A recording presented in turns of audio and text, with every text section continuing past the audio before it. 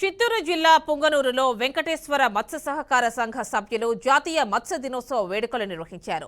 గత వైసీపీ ప్రభుత్వంలో మత్స్యకారులు జరిగిన అన్యాయాలపై పోస్టర్స్ ను ఆవిష్కరించారు. మత్స్యకారుల సమస్యలను పరిష్కరించాలని మత్స్యకారుల సంఘం నాయకులు కూటమి నేతలను కోరారు.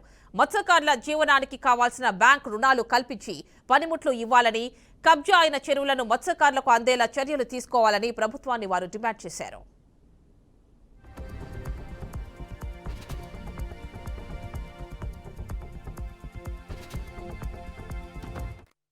జాతీయ మత్స్య దినోత్సవం సందర్భంగా మమ్మల్ని ఇక్కడికి పిలిచి ఆహ్వానించి మమ్మల్ని సన్మానించడం జరిగింది. అందరికీ పేరు పేరున మత్స్యకారులకు అందరికీ ధన్యవాదాలు తెలియజేసుకుంటున్నాను. మరి ముఖ్యంగా ఈరోజు చెప్పడం ఏమంటే, వారికి ఉన్నటువంటి అభ్యంతరాలను ఇక్కడ తెలియజేయడం జరిగింది.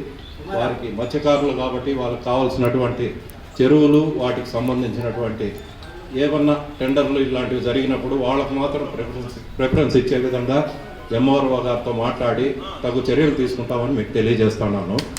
మరియు మేము చేపలు అంటే లొట్టలు వేసుకొని తినడమే తప్ప వేరే విషయాలు తెలియవు మాకు.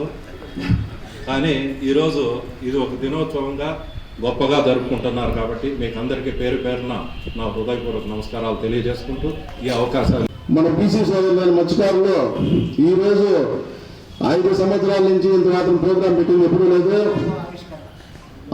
అనగదొక్కినారు, అణిచివేతకు గురైనారు. అదేవిధంగా మత్స్యకారు సోదరులు బీసీలు తెలుగుదేశం కానీ కూటమికి మంచి పట్టున్న నాయకులు కాబట్టి మత్స్యకారు సోదరుల్ని మరిచే సమస్య ఉండదు.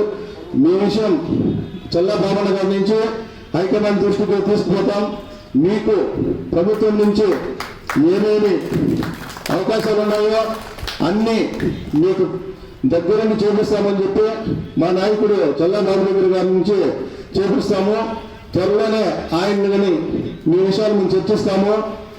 మీకు కొంతమంది అంటున్నారు చెరువుల ఆక్రమణకు గురైనాయని. అయింటాయి, అదేం కొత్త ఏం కాదు.